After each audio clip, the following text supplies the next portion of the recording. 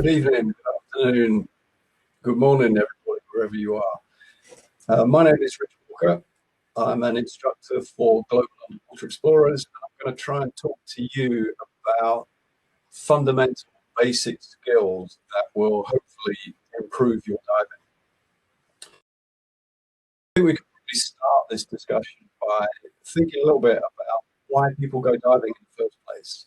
I know the reasons I dive are to see things that people can't normally see. Most people in the world don't scuba dive, so we have a great opportunity to see things, wildlife, shipwrecks, caves, geological systems, coral reefs, amazing things below the surface of the water that we get to see.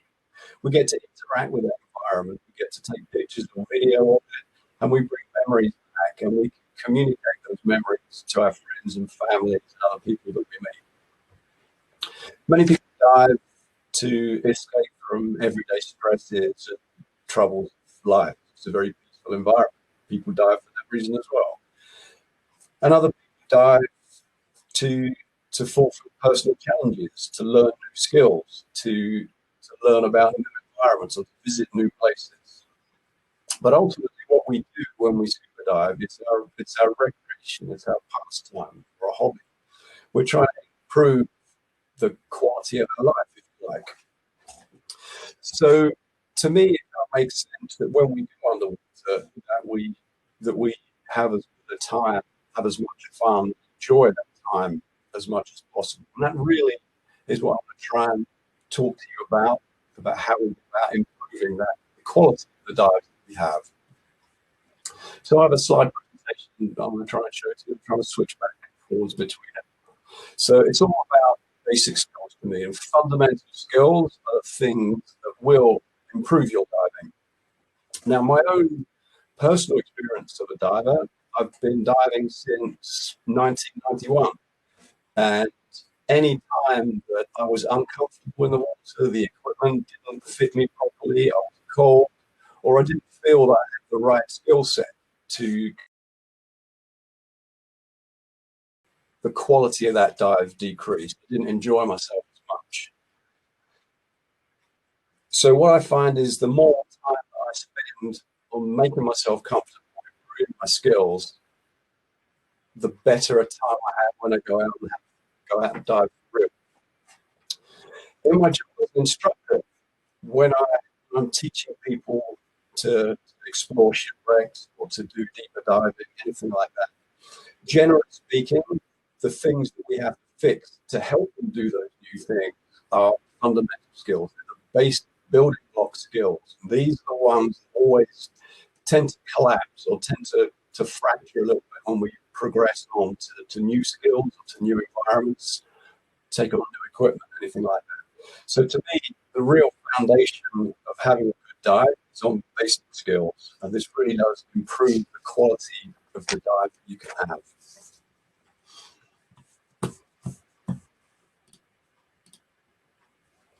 So we can see here a diver, to me, is clearly having fun. They're smiling, they're happy, they're floating above a seaweed reef there.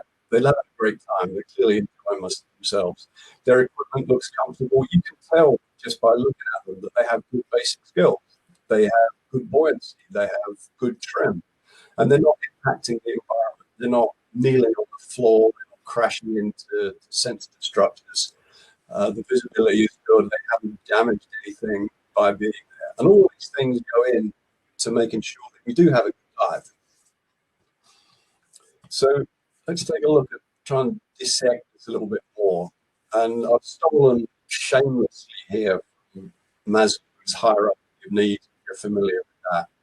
And from my perspective, in order to have a good, to start having good fundamental skills, there's a few things that we need to put into place.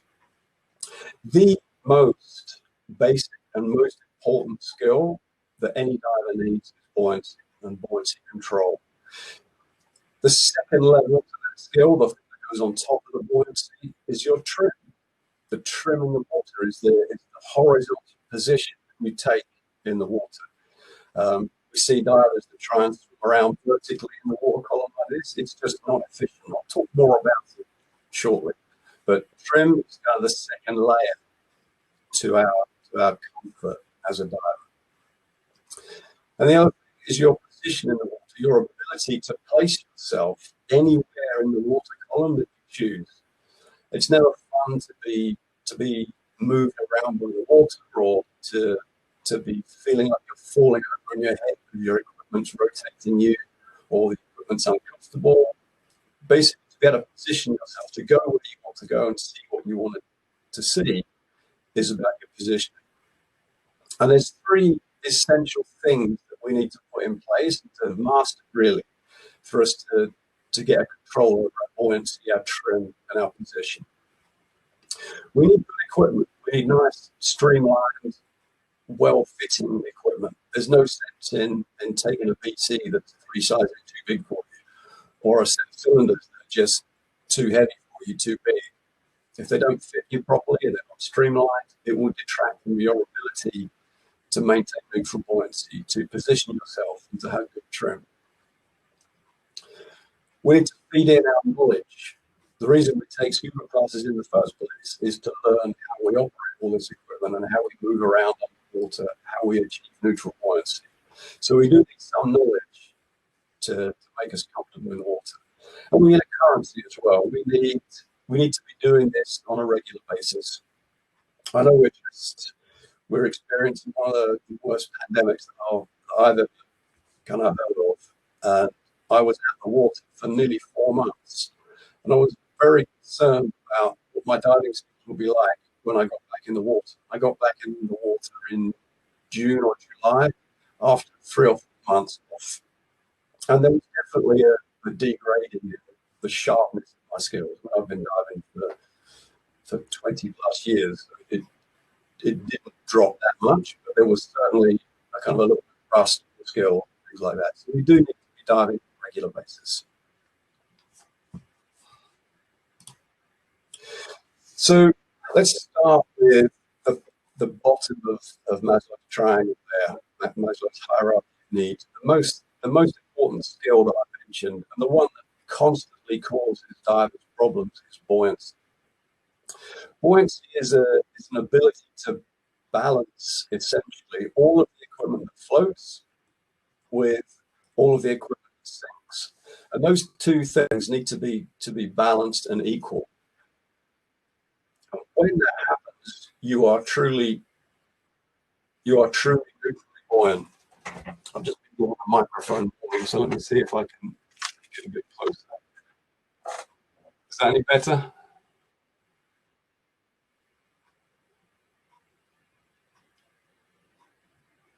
Excellent. All right, I will try to stay here then.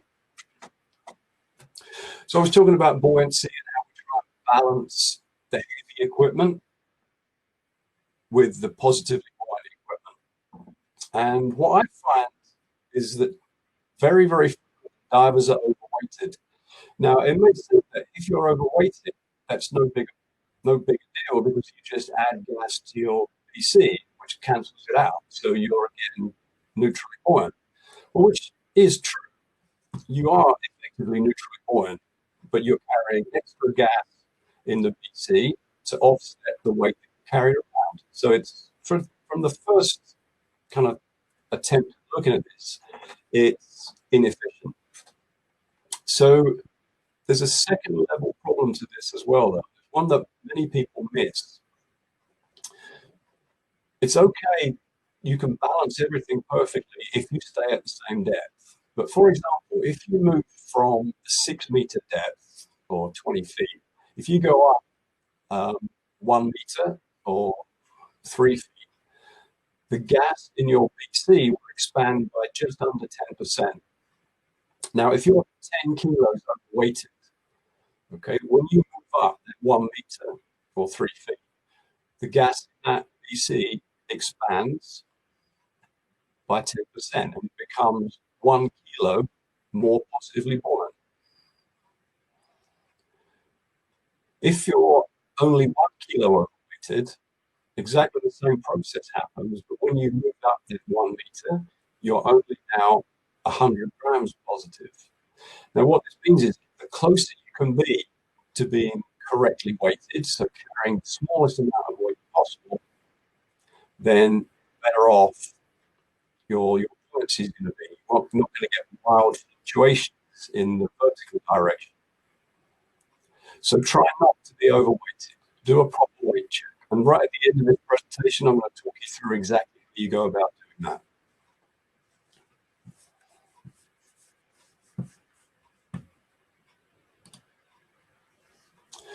So the second thing we spoke about was trim. Now, trim is the angle that we take in the water. And you see the silhouette of the diver here is on about 45-degree trim. Now, trim and buoyancy are actually quite closely related. What I find as well, a very common thing that I see divers do, is they swim around in a position, something like that, and then they stop to look at something. And the first thing that happens is that they sink. So they lose their vertical position in the water. And the reason this happens is that divers are frequently slightly negatively buoyant. So they don't adjust their buoyancies correctly.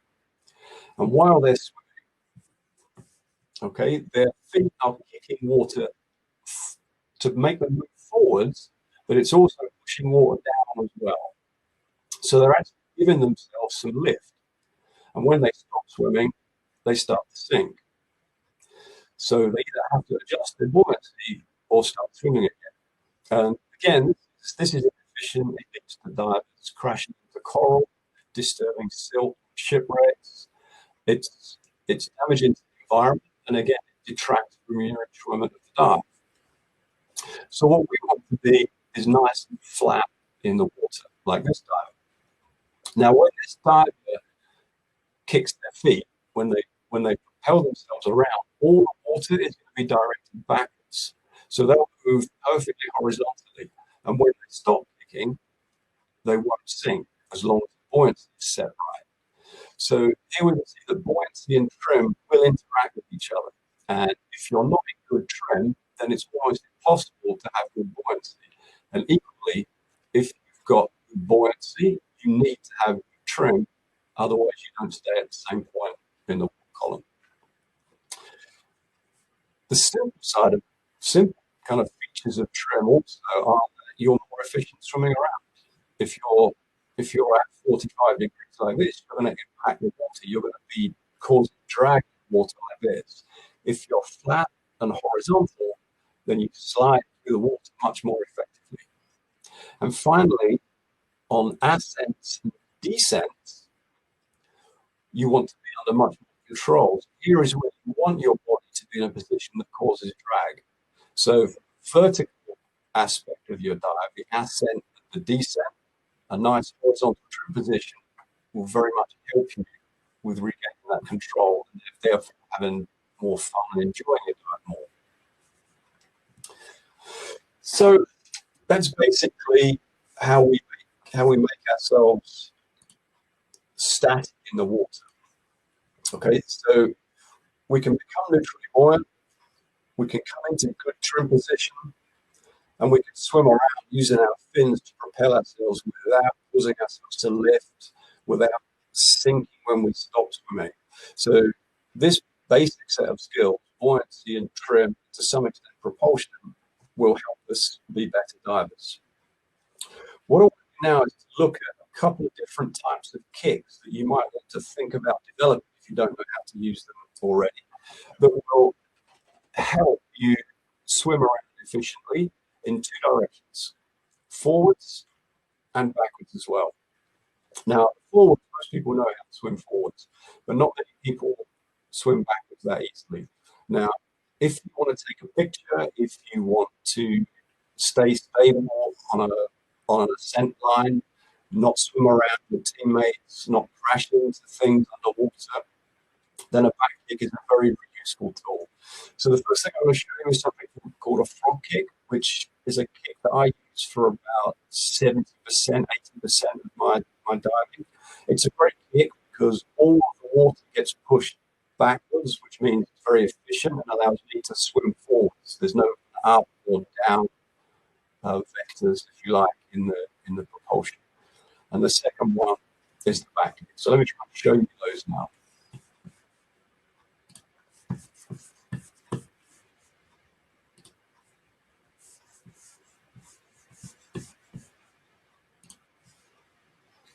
So I dive here, I'm across the coral reef, and they are doing a frog kick. And it's called a frog kick because it's a little bit like how a frog swims. And if you look at the direction that their fins are propelling the water, they're pushing water back behind them. The water doesn't go up and it doesn't go down.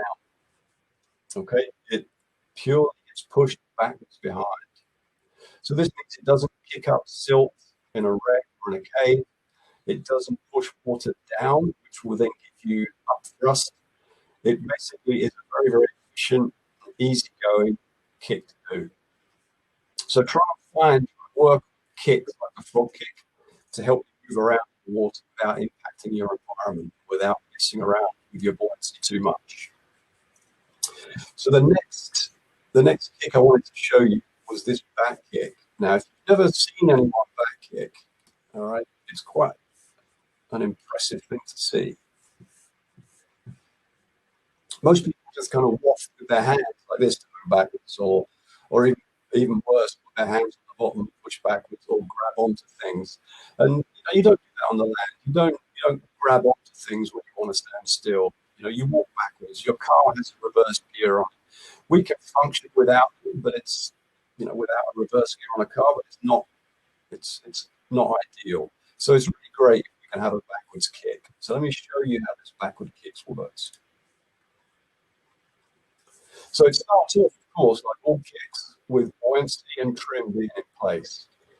And what the diver's doing is very gently sculling the water backwards. They're pulling themselves back through the water. Okay, kick is not really a good word for what's going on here. It's more of a pulling of the diver backwards through the water. And it's done with the edges of the fins and the calves. It's not done with the normal flat blade of the fin, like a conventional kick is. And like I say, this kick has a huge number of applications. And the one you see here is not a common use of a frog kick. We don't normally swim 20 meters backwards.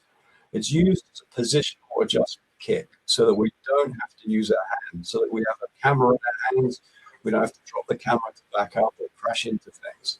It's really, really useful for just making small adjustments to our position without impacting the environment at all. So the back kick, again, is something that you can develop in your own diving to make your diving fun and more efficient and ultimately more enjoyable. So let's come on to some easy fixes that you guys can do now to some kind of takeaway skills that you can employ next dive that you go and do. And like I said right at the start, a proper weight check is about the most fundamental thing you can do. You would not believe how many divers are overweighted. They think they're not, but when you go back and check it, almost always I'm taking 2, 3, 4, 5 kilos away from my students. So let's remind ourselves how we do a proper weight check. So you are going to begin the dive with something like 50 bar pressure in your cylinders. For the US audience, that's call it 300 to 500 psi, something like that. So not a proper empty, but not much lift. And then you're going to try and descend. You're going to try and descend to 6 meters, 20 feet. And the idea is that you should not be putting any gas into your BC. You should be just about able to hold yourself at 20 feet, 6 meters of depth without any gas in the BC. If you find you either can't sink or you're having to add gas to the BC, then your weighting is incorrect. So any gas that you have to add to a BC, you should take off weight. If you can't sink, then obviously add a small amount of weight, 1 kilo, 2 pounds, until you can just about sink, just maintain your depth and your control at 6 meters. And this will make your general buoyancy control much better. So Now we practice buoyancy. Now there's a lot of things that people miss about buoyancy. Depending on the environment that you dive in, there are either 2 or 3 factors that you can use to control your buoyancy. Now, if you're on water, you're probably in a dry suit. So you would add gas to your dry suit as you descend. Now, what I recommend is you don't use the dry suit for buoyancy. Just use it, add gas until you just get your maneuverability back. Your dry suit is to keep you warm. It's not for buoyancy. If you put too much gas into the dry suit, you'll just have a large bubble of gas that floats around in the dry suit, which makes your trim much more difficult to achieve. So a small amount of gas in the suit. If you're in a wetsuit, you can ignore that bit. The second thing, which every diver will have, is a buoyancy compensator. So add gas to your buoyancy compensator until you are more or less neutrally buoyant. And most people stop at this point. But there's one final thing that you have to consider, and it's a very, very common one to forget, and that's your breathing pattern.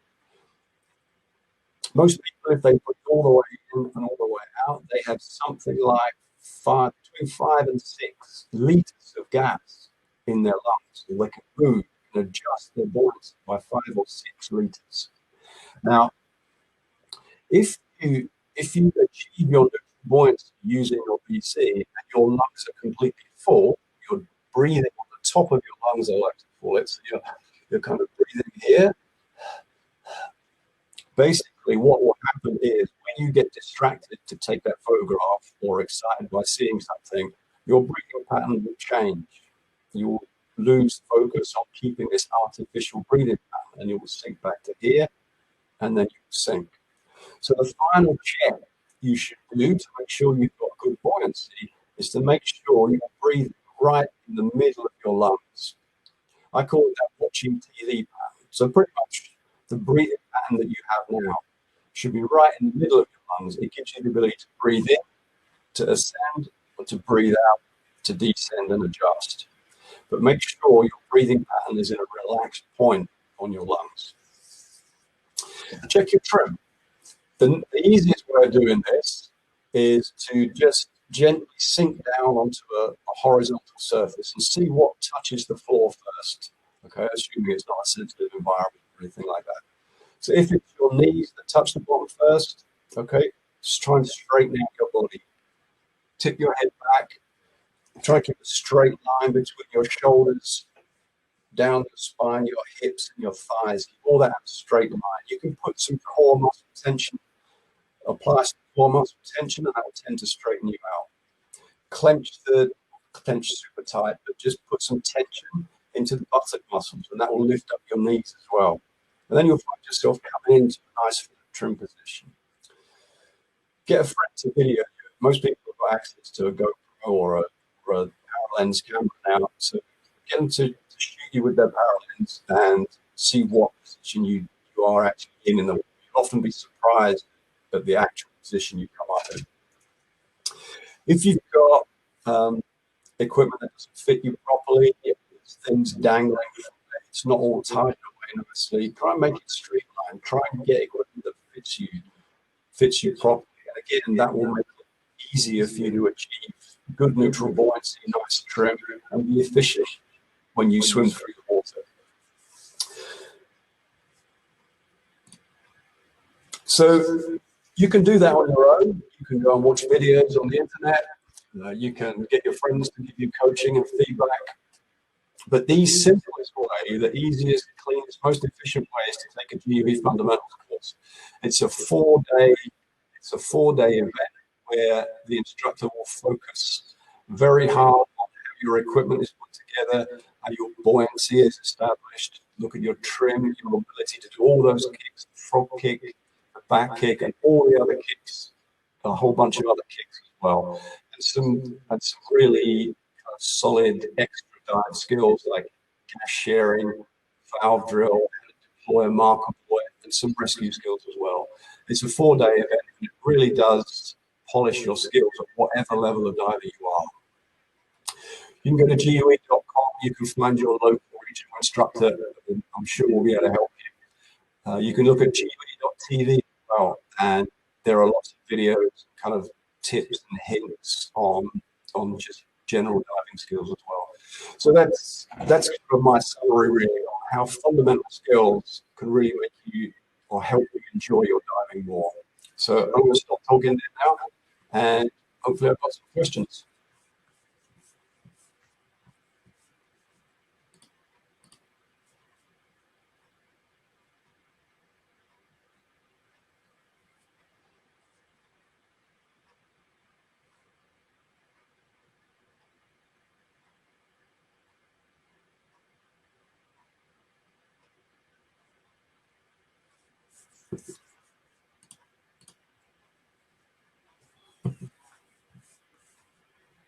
Thank you. That was a pleasure. Sorry about the echo.